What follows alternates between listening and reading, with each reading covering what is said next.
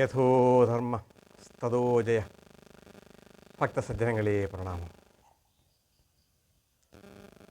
കഴിഞ്ഞ ഭാഗത്ത് പ്രധാനമായും പറഞ്ഞു നിർത്തിയത് ദേവേന്ദ്രന്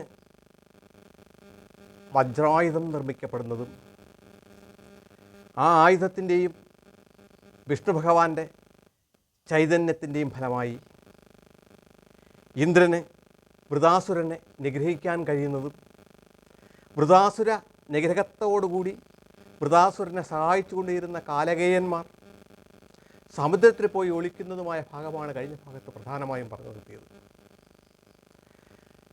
സമുദ്രത്തിൽ ഒളിച്ച കാലകേയന്മാർ വൃതാസുരനെ നിഗ്രഹിച്ച ദേവന്മാരോട് പകരം ചോദിക്കണമെന്നും എന്നാൽ വജ്രായുധം കരസ്ഥമാക്കിയ ഇന്ദ്രനെ തോൽപ്പിക്കാൻ വൃതാസുരനില്ലാതെ നമുക്ക് മാത്രം കഴിയില്ല എന്ന് മനസ്സിലാക്കിയ കാലകേയന്മാർ ഈ ഭൂമിക്കും പ്രപഞ്ചത്തിനും ഇത്രമാത്രം ശക്തി ഉണ്ടാകുന്നതിനും വീണ്ടും വീണ്ടും മനുഷ്യർക്കും ദേവന്മാർക്കും ശക്തി വർദ്ധിക്കുന്നതിനും പ്രധാനമായ കാരണം ഋഷിവര്യന്മാരുടെ തപോശക്തിയാണെന്നും ആ തപോശക്തിയുള്ള ഋഷിവര്യന്മാർ നടത്തുന്ന അനേകം യാഗങ്ങൾ കൊണ്ട് ആണെന്നും മനസ്സിലാക്കിയ കാലകേയന്മാർ ഏത് വിധേനയും ഋഷിവര്യന്മാരെ നിഗ്രഹിച്ച് ഈ പ്രപഞ്ചത്തിൻ്റെ ശക്തി ചൈതന്യത്തെ കുറച്ചതിനു ശേഷം ദേവന്മാരെ നിഗ്രഹിക്കാം എന്ന് തീരുമാനിച്ച് സമുദ്രത്തിൽ ഒളിച്ചിരിക്കുകയായിരുന്ന കാലകേയന്മാർ പകൽ സമയം സമുദ്രത്തിൽ ഒളിച്ചിരിക്കുകയും രാത്രികാലങ്ങളിൽ ഭൂപ്രദേശങ്ങളിൽ വന്ന് വനപ്രദേശങ്ങളിലും ആശ്രമങ്ങളിലും കയറിയിറങ്ങി അനേക ഋഷിവര്യന്മാരെ കൊന്നൊടുക്കാനും തുടങ്ങി. ദീർഘനാളത്തെ കാലകേയന്മാരുടെ പ്രവർത്തന ഫലമായി ഭൂമിയിൽ നിന്നും ഋഷിവര്യന്മാരുടെ എണ്ണം വളരെയധികം കുറയുകയും സൽപ്രവൃത്തികളും ഹോമങ്ങളും യാഗങ്ങളും ഒരു പരിധിവരെ നിലയ്ക്കുകയും ചെയ്ത സാഹചര്യത്തിൽ ഇനി എന്താണ് ഇതിനൊരു പരിഹാരം എന്ന് ദേവേന്ദ്രനും ദേവന്മാരും വീണ്ടും വിഷ്ണു ഭഗവാന്റെ മുന്നിലെത്തി വിഷ്ണു ഭഗവാനോട് സങ്കടം പറയുകയും ഇത് കേട്ട വിഷ്ണു ഭഗവാൻ ദേവന്മാരോടായി പറഞ്ഞു, സമുദ്രത്തിൽ ഒളിച്ചിരിക്കുന്ന കാലകേയന്മാരെ നിഗ്രഹിക്കണമെങ്കിൽ സമുദ്രജലം വറ്റിക്കണം. സമുദ്രജലത്തെ വറ്റിക്കാൻ പ്രാപ്തിയുള്ള ഒരേ ഒരു വ്യക്തി അഗസ്ത്യമുനിയാണെന്നും നിങ്ങൾ ഓരോരുത്തരും അഗസ്ത്യമുനിയുടെ മുന്നിലെത്തി ഈ സങ്കടം അറിയിച്ചാൽ അഗസ്ത്യമുനി അതിന് തയ്യാറാവും എന്ന് വിഷ്ണു ഭഗവാൻ ദേവന്മാരെ അറിയിച്ചത് പ്രകാരം ദേവന്മാർ കൂട്ടത്തോടുകൂടി അഗസ്ത്യമുനിയുടെ ആശ്രമത്തിലെത്തുകയും അദ്ദേഹത്തെ പ്രകീർത്തിച്ച് പുകഴ്ത്തി അങ്ങനെ സംസാരിക്കുകയും ചെയ്തു. അവസാനം ഭൂലോകത്ത് ഇന്ന് നിലനിൽക്കുന്ന അവസ്ഥയെക്കുറിച്ച് അഗസ്ത്യമുനിയോട് വിവരിച്ചു കൊടുത്തു. അഗസ്ത്യമുനിയെ സംബന്ധിച്ചിടത്തോളം ഇതൊന്നും വിവരിക്കേണ്ട കാര്യമില്ല, എല്ലാം സ്വയം അറിയാവുന്ന വ്യക്തിയാണ്. എന്തായാലും ദേവന്മാരുടെ ഇംഗിതപ്രകാരം സമുദ്രജലത്തെ കുടിച്ചു വറ്റിക്കാൻ തീരുമാനിച്ച അഗസ്ത്യ മഹർഷി സമുദ്രതീരത്തിലേക്ക് പോവുകയും ദേവന്മാർ അഗസ്ത്യമുനിയെ അനുഗമിക്കുകയും അനേകം ശ്രേഷ്ഠന്മാരായ മറ്റ് ഋഷിവര്യന്മാരും ഗന്ധർവന്മാരും കിങ്കരന്മാരുമെല്ലാം സമുദ്രജലത്തെ അഗസ്ത്യ മഹർഷി വറ്റിക്കുന്നത് കാണുന്നതിലേക്ക് വേണ്ടി അവിടെ എത്തുകയും ചെയ്തു. അത്ഭുതമെന്ന് പറയട്ടെ, അഗസ്ത്യ മാമുനി സമുദ്രജലത്തെ കയ്യിലേക്ക് ഇങ്ങനെ ആവാഹിച്ച് അങ്ങനെ കുടിച്ചു വറ്റിക്കാൻ തുടങ്ങി. ദിവസത്തിനുള്ളിൽ തന്നെ അഗസ്ത്യ മാമുനി സമുദ്രജലം പൂർണ്ണമായും കുടിച്ചു വറ്റിക്കുകയും സമുദ്രവെള്ളം വറ്റുന്നതിനനുസരിച്ച് കാലകേയന്മാരെ തല പുറത്ത് കാണുന്നതനുസരിച്ച് ദേവന്മാർ അവരെ ഓരോരുത്തരെയായി നിഗ്രഹിക്കുകയും ചെയ്തു. ഏതാൽ ഏറെക്കുറെ കാലകേയന്മാർ മരണപ്പെട്ടതിനു ശേഷം ദേവന്മാർ മഹാമാമുനിയായ അഗസ്ത്യമാമുനിയോട് ഇപ്രകാരം പറഞ്ഞു, അല്ലയോ മഹാമുനി, അങ്ങ് കുടിച്ച വെള്ളത്തെ തിരിച്ചിറക്കി ഈ സമുദ്രത്തെ വീണ്ടും നിറച്ചാലും കാലകേയന്മാർ ഏറെക്കുറെ നശിച്ചു കഴിഞ്ഞിരിക്കുന്നു എന്ന്. ഇത് കേട്ട അഗസ്ത്യമാമുനി ചിരിച്ചുകൊണ്ട് പറഞ്ഞു, അല്ലയോ ദേവന്മാരെ, ഞാൻ കുടിച്ച സമുദ്രജലം പൂർണ്ണമായും ദഹിച്ചു കഴിഞ്ഞിരിക്കുന്നു. ആയതിനാൽ ഇനി സമുദ്രത്തെ നിറയ്ക്കണമെങ്കിൽ നിങ്ങൾ മറ്റ് ഏതെങ്കിലും മാർഗം കണ്ടെത്തണം എന്ന്. ഇത് കേട്ടുകഴിഞ്ഞ ദേവന്മാർ വീണ്ടും ആകെ വിഷമത്തിലാവുകയും എന്താണ് ഇതിന് പ്രതിവിധി എന്ന് ആലോചിക്കുന്നതിലേക്ക് വേണ്ടി വീണ്ടും അങ്ങ് വിഷ്ണു ഭഗവാനെ അടുത്ത് എത്തുകയും വീണ്ടും ഈ സങ്കടം അദ്ദേഹത്തോട് ഉണർത്തുകയും ചെയ്തു. ഭഗവാൻ വിഷ്ണു ദേവന്മാരോടായി പറഞ്ഞു, അത് ക്രമേണ ആ സമുദ്രം നിറഞ്ഞുകൊള്ളും, അതിന് കുറേ നാളുകളെടുക്കും. ആ സമുദ്രത്തെ നിറയ്ക്കുന്നതിലേക്ക് വേണ്ടി ത്യാഗം അനുഭവിക്കാൻ ഒരു വ്യക്തി ഭൂമിയിൽ ജനിക്കും. ഭാവിയിൽ ഭഗീരഥൻ എന്ന് പേരുള്ള ആ മഹാരാജാവ് എൻ്റെ പ്രയത്നത്താൽ ആ സമുദ്രം നിറഞ്ഞിരിക്കും, തൽക്കാലം നിങ്ങൾ പോവുക എന്ന്. എന്തായാലും സമുദ്രജലം പറ്റിച്ച ഈ സാഹചര്യത്തിൽ എങ്ങനെയാണ് ഭഗീരഥൻ എന്ന വ്യക്തി സമുദ്രത്തെ ജലം കൊണ്ട് നിറച്ചത് എന്നറിയാൻ യുധിഷ്ഠിരൻ മഹർഷിയോട് ആ കഥ കൂടെ പറഞ്ഞു തരണം എന്നാവശ്യപ്പെടുകയും ഇപ്രകാരം മാമുനി ലോമശ മഹർഷി യുധിഷ്ഠിരനോട് ആ കഥ പറഞ്ഞു കൊടുക്കുകയും ചെയ്തു. അല്ലയോ യുധിഷ്ഠിര, പണ്ട് ഇക്ഷാകു രാജവംശത്തിൽ സരകൻ എന്നൊരു രാജാവുണ്ടായിരുന്നു.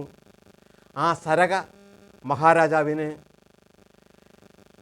വൈദർഭി, ശൈബ്യ എന്നീ 2 ഭാര്യമാരുണ്ടായിരുന്നുവെങ്കിലും പുത്രന്മാരൊന്നും ഉണ്ടായിരുന്നില്ല. അദ്ദേഹം പുത്രന്മാർക്ക് വേണ്ടി, പുത്രലഭ്യതയ്ക്ക് വേണ്ടി മഹാദേവനെ തപസ് ചെയ്തു.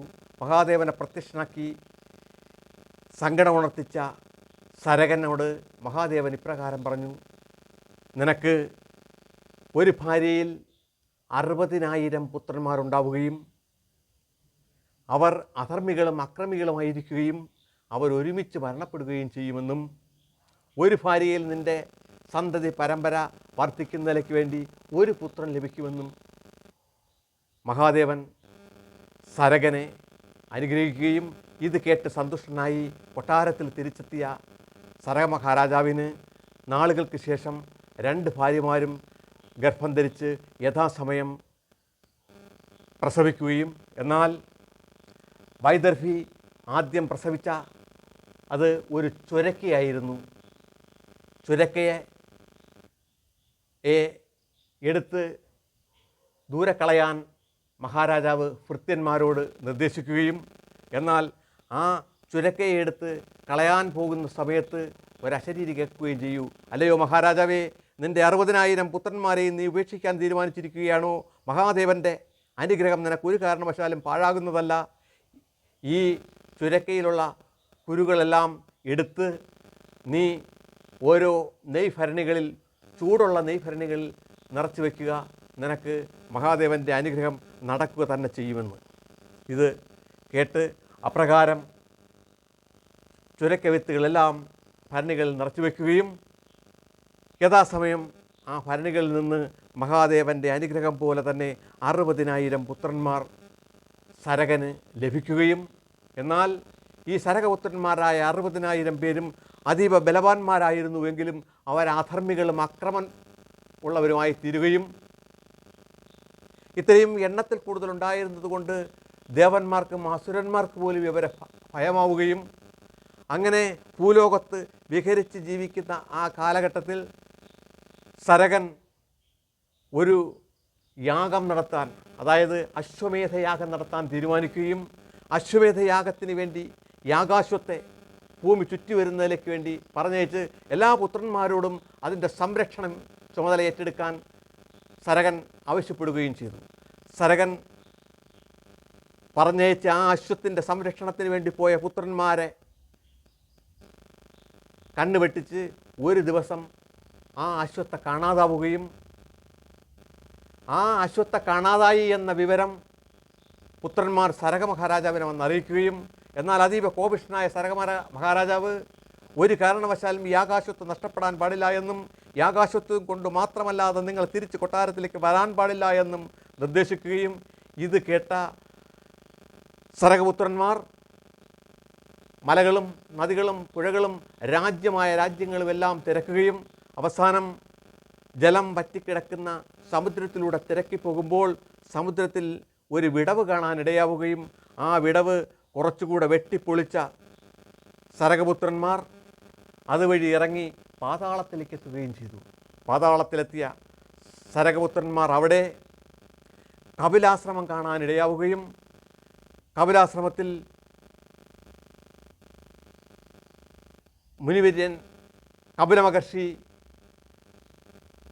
അങ്ങനെ ധ്യാനത്തിലിരിക്കുന്ന സന്ദർഭത്തിൽ അവിടെ കുതിര നിൽക്കുന്നത് കണ്ട് അതീവ ആഘാതത്തോടുകൂടി അട്ടഹസിച്ച് പൊട്ടിച്ചിരിക്കുകയായിരുന്ന ഇവരുടെ ഘോരമായ ആ ശബ്ദം കേട്ട് ഞെട്ടി ഉണർന്ന കപിലമഹർഷി അവരെ രൂക്ഷമായി ഒന്ന് നോക്കുകയും ആ നോട്ടത്തിൽ തന്നെ ഈ 60,000 സരകപുത്രന്മാരും വെന്ത് വെണ്ണീറാവുകയാണ് ചെയ്തത്. ദിവസങ്ങൾക്കുള്ളിൽ തന്നെ നാരദ മഹർഷി മുഖേന മഹാരാജാവ് ഈ വിവരം കൊട്ടാരത്തിൽ അറിയുകയും തൻ്റെ അശ്വമേധയാഗം അപൂർണമായതിൽ വളരെയധികം ദുഃഖിക്കുകയും ഇനി എന്താണ് ഇതിൻ്റെ ഒരു മാർഗമെന്ന് ആലോചിച്ച സരകന് പണ്ട് മഹാദേവൻ തനിക്ക് നൽകിയ വരത്തിൽ ഒരു ഭാര്യയ്ക്ക് ഒരു പുത്രൻ ലഭിക്കും എന്ന് പറഞ്ഞത് തനിക്ക് ആദ്യം ലഭിച്ചത് ശൈബ്യയിൽ നിന്ന് ആ പുത്രനെയായിരുന്നു. എന്നാൽ ആ പുത്രൻ്റെ സ്വഭാവദൂഷ്യം കൊണ്ട് അവനെ നാട് കടത്തേണ്ടി വന്നു. അവൻ്റെ സ്വഭാവദൂഷ്യം എന്തായിരുന്നു എന്ന് ചോദിച്ചാൽ നാട്ടിലുള്ള സാധാരണ ജനങ്ങളുടെ കൊച്ചു കുഞ്ഞുങ്ങളെ ജലത്തിൽ മുക്കിക്കൊല്ലുക എന്നതായിരുന്നു അവൻ്റെ വിനോദം. ആ രാജ്യത്തിലുള്ള പ്രജകൾ ഈ സങ്കടം മഹാരാജാവിനെ അറിയിക്കുകയും മഹാരാജാവ് പല ഒരു പുത്രനെ ഉപദേശിക്കുകയും ചെയ്തിട്ടും അവൻ അനുസരിക്കാതെ വന്നപ്പോൾ അവനെ പ്രജാക്ഷേമതൽപരനായ മഹാരാജാവ് പുത്രനെ നാട് കടത്തി. ആ പുത്രൻ്റെ പേര് അസമഞ്ജസ് എന്നായിരുന്നു. അസമഞ്ജസ് മറ്റൊരു നാട്ടിലെത്തി അവിടുന്ന് വിവാഹിതനായി അവന് അവിടെ ഒരു പുത്രനുണ്ടാകുകയും ആ പുത്രൻ അംശുമാൻ എന്നറിയപ്പെടുകയും ചെയ്തു. മഹാരാജാവ് സരകൻ ഇന്ന് തൻ്റെ പൗത്രനായ അംശുമാനെ ഏതെങ്കിലും വിധേന കൊട്ടാരത്തിലേക്ക് വിളിച്ചു വരുത്തണമെന്നും അവനിലൂടെ ഈ ആകാശത്തെ വീണ്ടെടുത്ത് അശ്വമേധയാഗം പൂർത്തിയാക്കണമെന്നും തീരുമാനിച്ച സരകൻ ആളയച്ച് അംശുമാനെ കൊട്ടാരത്തിലെത്തിക്കുകയും അംശുമാനോട് മഹാരാജാവ് സരകൻ ഇപ്രകാരം പറയുകയും ചെയ്തു: എൻ്റെ പുത്രനായ അംശുമാനെ, എൻ്റെ പുത്രൻ അസമഞ്ജസിനെ എനിക്ക് തന്നെ നാട് കടത്തേണ്ടി വന്നു. അവൻ്റെ പ്രവൃത്തി ദൂഷ്യം കൊണ്ട് പ്രജയുടെ ഇഷ്ടപ്രകാരവും ആയിരുന്നു. എന്നാൽ അവൻ നഷ്ടപ്പെടുകയും എൻ്റെ മറ്റു പുത്രന്മാരെല്ലാവരും ഇപ്പോൾ നഷ്ടപ്പെടുകയും ചെയ്തിരിക്കുന്ന ഈ സന്ദർഭത്തിൽ എനിക്കേക ആശ്രയിക്കാനുള്ളത് എൻ്റെ പൗത്രനായ നിന്നെ മാത്രമാണ്. നീ ഏതെങ്കിലും വിധേന അങ്ങ് പാതാളത്തിലെത്തി കപിലമഹർഷിയിൽ നിന്ന് യാഗാശ്വത്തെ വീണ്ടെടുത്ത് കൊണ്ടു നൽകുകയും എൻ്റെ യാഗം പൂർത്തിയാക്കാൻ അനുവദിക്കുകയും ഈ രാജ്യത്തിൻ്റെ തുടർ ഭരണമേറ്റെടുത്ത് രാജാവായി ഈ രാജ്യത്തെ പരിപാലിക്കുകയും ചെയ്യണമെന്ന് അംശുമാനോട് സരകൻ ആവശ്യപ്പെടുകയും ഒരു മടിയും കൂടാതെ അംശുമാൻ നേരെ പാതാളത്തിലേക്കെത്തി കപിലാശ്രമത്തിലെത്തിയ കപിലമഹർഷിയുടെ കാൽക്കൽ പ്രണമിച്ചുകൊണ്ട് തൻ്റെ സങ്കടങ്ങളെല്ലാം ഉണർത്തിക്കുകയും ചെയ്തു. കപില മഹർഷി അംശുമാൻ്റെ പ്രവൃത്തിയിൽ വളരെ സന്തുഷ്ടനാവുകയും അംശുമാനോട് എന്താണ് നിൻ്റെ ആവശ്യമെന്ന് ചോദിക്കുകയും ആ യാഗാശ്വത്തെ അവിടെ നിന്ന് കൊണ്ടുപോകാൻ അനുവദിക്കുകയും ചെയ്തു.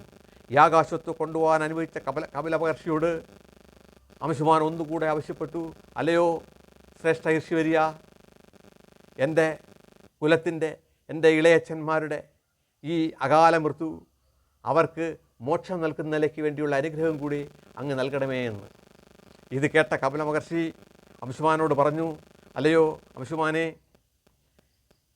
ഇവർക്ക് മോക്ഷം നൽകുന്ന നിലയ്ക്ക് വേണ്ടി നിൻ്റെ പൗത്രനായി ഒരുവൻ ജനിക്കുമെന്നും അവൻ ദേവഗംഗയെ ഭൂമിയിലേക്ക് ആനയിച്ച് ആ ജലം ഇങ്ങ് പാതാളത്തിൽ കപിലാശ്രമത്തിൽ എത്തുന്ന സമയത്ത് ആ ഗംഗാജലത്തിൻ്റെ സാന്നിധ്യത്തിൽ അവർക്കെല്ലാവർക്കും മോക്ഷം ലഭിക്കുന്നതാണ്. നിനക്ക് ഇപ്പോൾ ഈ ആകാശവുമായി ഇവിടുന്ന് കടന്നുപോയിക്കൊള്ളാം എന്ന്. ഇത് കേട്ട് വളരെ സന്തുഷ്ടനായി അംശുമാൻ യാകാശവുമായി സരക കൊട്ടാരത്തിലെത്തുകയും സരകൻ വളരെ സന്തുഷ്ടനായി ആ യാഗം പൂർത്തിയാക്കുകയും യാഗം പൂർത്തിയാക്കി അതിനുശേഷം പൗത്രനായ അംശുമാന രാജ്യ ചുമതലയും രാജ്യഭാര ചുമതലയും ഏൽപ്പിച്ചതിന് ശേഷം അദ്ദേഹം സ്വർഗാരോഹണം ചെയ്യുകയും ചെയ്തു. അംശുമാൻ വളരെ ഭംഗിയായി തന്നെ രാജഭരണം നടത്തി തൻ്റെ പിതൃക്കളെ മോക്ഷം ലഭിക്കുന്നതിലേക്ക് വേണ്ടി അനേകം യാഗങ്ങളും സൽപ്രവർത്തികളും ചെയ്തുവെങ്കിലും ദേവഗംഗയെ ഭൂമിയിലെത്തിക്കാതെ അവർക്ക് പിതൃക്കൾക്ക് മോക്ഷം നൽകാൻ അംശുമാനാൽ കഴിയാതിരിക്കുകയും അംശുമാൻ തൻ്റെ പുത്രനായ ദിലീപനെയും തൻ്റെ കുലത്തിലെ പിതൃക്കൾക്ക് മോക്ഷം നൽകുന്നതിലേക്ക് വേണ്ടിയുള്ള പ്രയത്നം നടത്തണം എന്ന നിർദ്ദേശത്തോടുകൂടി രാജ്യഭാരം ഏൽപ്പിച്ചതിന് ശേഷം തപസ്സിലേക്ക് പോവുകയും എന്നാൽ ദിലീപൻ്റെയും ദീർഘനാളത്തെ ശ്രമങ്ങൾ കൊണ്ടൊന്നും ദേവഗംഗയെ ഭൂമിയിലെത്തിക്കാൻ കഴിയാതെ വരികയും ദിലീപന് ഒരു പുത്രനുണ്ടായി. അവൻ്റെ പേരായിരുന്നു ഭഗീരഥൻ. അവൻ ബാല്യകാലം മുതൽ തന്നെ സ്വയപ്രയത്നം കൊണ്ട് വളരെ ത്യാഗിയും എന്ത് ഇച്ഛിച്ചാലും അത് നേടുന്നതുവരെ എന്ത് ത്യാഗവും ചെയ്യാൻ സന്മനസ്സുള്ളവനുമായി വളർന്നു വരികയും അവൻ യുവാവായി കഴിഞ്ഞപ്പോൾ ദിലീപൻ ഭഗീരഥനെ രാജ്യഭാര ചുമതല ഏൽപ്പിച്ചതിന് ശേഷം ദിലീപനും ആശ്രമജീവിതം തപസ് ജീവിതം നയിക്കുന്ന നിലയ്ക്ക് വേണ്ടി അവിടെ നിന്ന് പോയി. വളരെ ചുരുങ്ങിയ നാളത്തെ ഭരണം കൊണ്ട് തന്നെ ഭഗീരഥൻ ഒരു ചക്രവർത്തിയായി ഉയരുകയും എന്നാൽ തൻ്റെ പൂർവ പിതൃക്കളുടെ മോക്ഷത്തിലേക്ക് വേണ്ടി എന്ത് ത്യാഗത്തിലൂടെയും ദേവഗംഗയെ ഭൂമിയിലേക്ക് ഒഴുക്കണം എന്ന ഉദ്ദേശത്തോടുകൂടി തൻ്റെ മന്ത്രിമാരെ രാജഭരണ ചുമതല ഏൽപ്പിച്ചതിന് ശേഷം അങ്ങ് ഹിമാലയ സാനുക്കളിലേക്ക് തപസ്സിലേക്ക് പോവുകയും അവിടെ ചെന്ന് അതിഘോരമായ തപസ് അനുഷ്ഠിച്ച് ഗംഗാദേവിയെ പ്രത്യക്ഷയാക്കുകയും പ്രത്യക്ഷയായ ഗംഗാദേവി ഭഗീരഥൻ്റെ ആഗ്രഹപ്രകാരം ആവശ്യപ്രകാരം ഭൂമിയിലേക്ക് ഒഴുകാൻ തയ്യാറാകുകയും എന്നാൽ എൻ്റെ ദേവലോകത്ത് നിന്ന് ഭൂമിയിലേക്കുള്ള ഒഴുക്ക് എൻ്റെ വേഗതയെ ചെറുക്കുന്നതിലേക്ക് വേണ്ടിയുള്ള ശക്തി ഭൂമിദേവിക്കില്ലെന്നും ഈ വേഗം ചെറുക്കുന്നതിലേക്ക് വേണ്ടി കഴിയുന്നത് മഹാദേവന് മാത്രമാണെന്നും നീ മഹാദേവനെ തപസ് ചെയ്ത് പ്രീതിപ്പെടുത്തി ഈ ജലധാരയെ താങ്ങി നിർത്താൻ ആവശ്യപ്പെടണം എന്ന് ഗംഗാദേവി ഭഗീരഥനോട് പറയുകയും അതുപ്രകാരം ഭഗീരഥൻ വീണ്ടും മഹാദേവനെ തപസ് അനുഷ്ഠിക്കാനും ആരംഭിച്ചു. വളരെ വർഷങ്ങൾ ജലപാനം പോലുമില്ലാതെ തപസ്സനുഷ്ഠിച്ച ഭഗീരഥൻ്റെ മുന്നിൽ മഹാദേവൻ പ്രത്യക്ഷനാവുകയും പ്രത്യക്ഷനായ മഹാദേവൻ ഗംഗയുടെ ഒഴുക്ക് താൻ നിയന്ത്രിച്ചു കൊള്ളാം എന്ന് ഭഗീരഥനോട് പറയുകയും അതുപ്രകാരം വീണ്ടും ഗംഗാദേവിയെ ധ്യാനിച്ച് അവിടെ വരുത്തി ഗംഗ 3 കൈവഴികളായി ഭൂമിയിലേക്ക് ഒഴുകാൻ തീരുമാനിക്കുകയും ആ കൈവഴി ഭൂമിയിലേക്ക് എത്തുന്ന സമയത്ത് മഹാദേവൻ അതിൻ്റെ ശക്തി ചെറുത്ത് ഭൂമിയിലേക്ക് എത്തിക്കുകയും ഒരു കൈവഴി ഭഗീരഥൻ്റെ പിതൃക്കൾ താമസിക്കുന്ന സ്ഥലം കാണിച്ചു കൊടുക്കാൻ ഭഗീരഥനോട് ആവശ്യപ്പെടുകയും അതുപ്രകാരം ഭഗീരഥൻ പാതാളത്തിലെത്തുകയും ആ ജലം സമുദ്രവിടവിലൂടെ പാതാളത്തിലേക്ക് ഒഴുകിയ സമയത്ത് ഭഗീരഥൻ്റെ പൂർവ പിതൃക്കളെല്ലാവരും മോക്ഷം കെട്ടി സ്വർഗത്തിലേക്ക് പോവുകയും ദിവസങ്ങൾ കൊണ്ട് തന്നെ ആ ഗംഗയുടെ ഒഴുക്കിൽ സമുദ്രം നിറഞ്ഞ് വീണ്ടും പാരാപാരമായി തീരുകയും ചെയ്തു. തൻ്റെ പ്രയത്നത്താൽ പൂർവ്വ പിതാമഹന്മാർക്ക് മോക്ഷം ലഭിച്ചതിൽ അതീവ സന്തുഷ്ടനാവുകയും വർഷങ്ങളായി പറ്റി വരണ്ട് കിടന്ന സമുദ്രത്തിൽ ജലം നിറയ്ക്കാൻ കഴിഞ്ഞതിൽ അതീവ സന്തുഷ്ടനായി ഭഗീരഥൻ വളരെ വീണ്ടും സന്തോഷവാനായി ഭരണം നടത്തി മുന്നോട്ട് പോവുകയും ചെയ്തു. പ്രിയ സജ്ജനങ്ങളെ, ഈ ഭാഗം ഞാനിവിടെ നിർത്തുന്നു. തുടർ കഥകൾ, തുടർ ഭാഗങ്ങൾ കേൾക്കാം. ലോകാ സമസ്ത സുഖിനോ ഭവന്തു.